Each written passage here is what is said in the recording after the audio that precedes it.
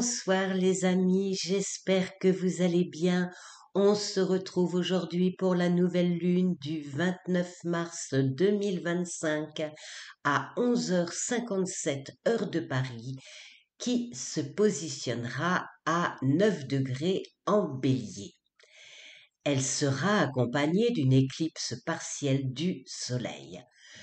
Une éclipse partielle solaire, c'est comme si vous rouliez en pleine nuit avec des phares en berne ou qui présentent des anomalies techniques telles qu'une luminosité aveuglante ponctuée de zones d'ombre.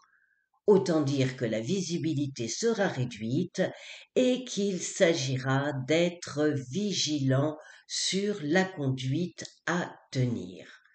En signe de feu, elle va casser les rythmes habituels. Elle invitera à rompre avec des réflexes anciens et des certitudes périmées. Elle demandera de s'ajuster en très peu de temps aux événements aussi déroutants soient-ils. Des portes se fermeront, d'autres s'ouvriront, aussi il faudra avoir l'œil et ne pas se laisser déstabiliser par le manque de clarté et ou la soudaineté des situations. En bélier, cette lunaison accélérera les choses et les événements, aller de l'avant, profiter des énergies du printemps, se libérer des carcans. Elle en aura des mots et des idées pour affirmer sa volonté à entamer un nouveau cycle à son image tonique, courageuse, active, volontaire. Son défi sera de trouver sa place sans faire trop de vagues et, si possible dans l'harmonie, si ce n'est pas trop lui demander, mais cela restera à voir car elle manquera de patience si les débats n'en finissent pas.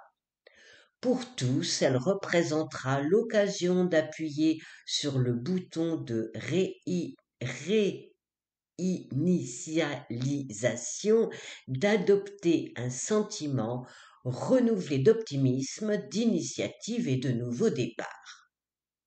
Alors, en regardant la carte astrologique de cette lunaison, les planètes sembleront s'accorder comme si elles se tenaient la main pour répandre un peu plus d'harmonie sur les terriens, les inciter à moins guerroyer. Sans tomber dans le pessimisme, attention toutefois à ne pas se laisser endormir par de belles paroles, ne pas pécher par un excès d'optimisme, car si la lunaison se déroule en bélier, Neptune, Saturne et Vénus, eux, séjourneront en poisson. Les traits bleus signifient des aspects dits harmoniques. Les traits rouges expriment des aspects dits compliqués, les ronds verts des conjonctions. Le seul trait rouge, c'est le semi-carré d'Uranus à la lunaison, donc au Soleil et à la Lune, puisqu'ils sont en conjonction. Aspect mineur, il parle d'énervement face à l'autorité, des consignes, des lois, des décisions et ou face à des changements.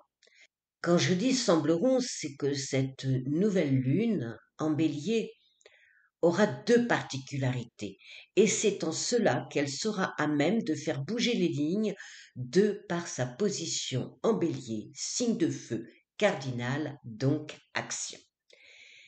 La première est qu'elle actera la fin de deux aspects.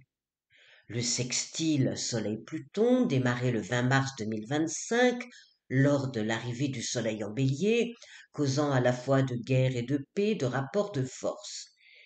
La dualité entre l'ombre et la lumière tendra à se dissoudre, mais cela ne veut pas dire que ce sujet ne sera plus d'actualité, malheureusement, loin s'en faut. La conjonction Soleil-Mercure prendra de la distance. Mercure en bélier est un décideur, prompt à décréter, statuer, conclure. Ce trio, Lune, Soleil, Mercure, ne supportera pas la pression, les débats seront vifs et la tension autant que la colère pourrait monter. La seconde particularité de cette lunaison est qu'elle précédera l'arrivée de Neptune en Bélier, qui séjournera dans ce signe pendant plusieurs mois, jusqu'au 22 octobre 2025, pour être précise. Autant dire qu'au niveau mondial, nous serons à la croisée des chemins. La croisée est apparentée à la croisade. Neptune en Bélier évoque un combat pour un idéal. Mercure fera un chassé-croisé avec Neptune le 30 mars 2025 à 5 heures. Alors je parle en heure de Paris.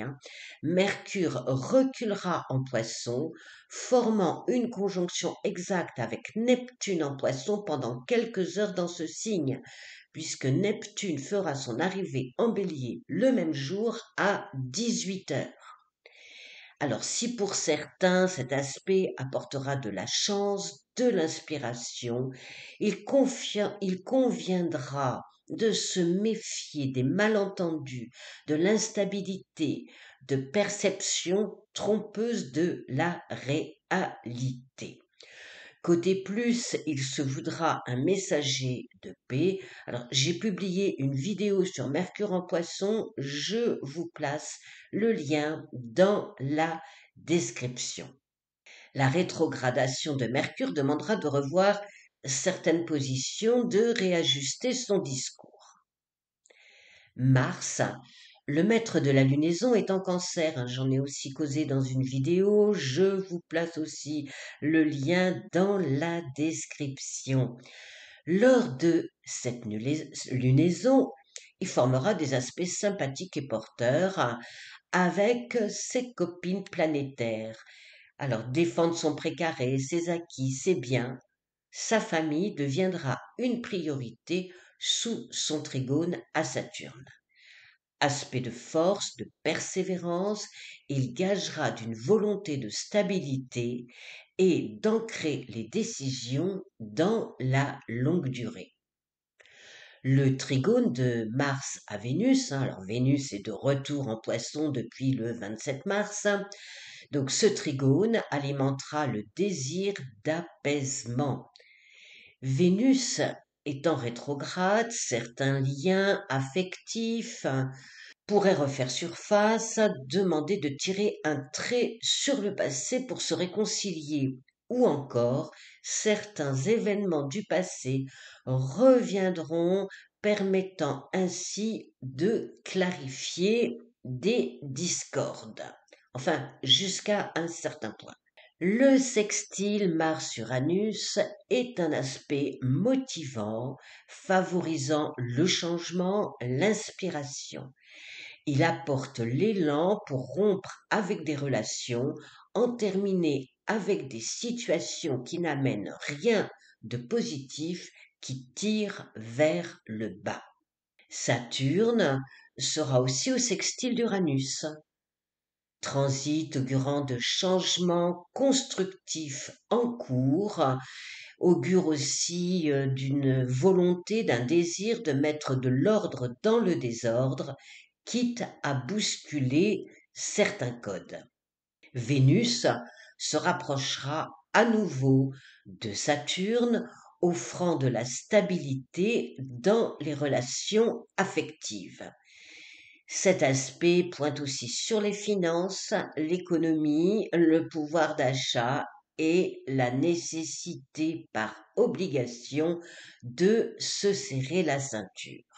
Ah, mais je vous ai pas parlé de Jupiter. Et pour cause, il la joue solo en Gémeaux. Son influence astrologique sera en berne, d'autant plus qu'il est en exil dans ce signe mercurien.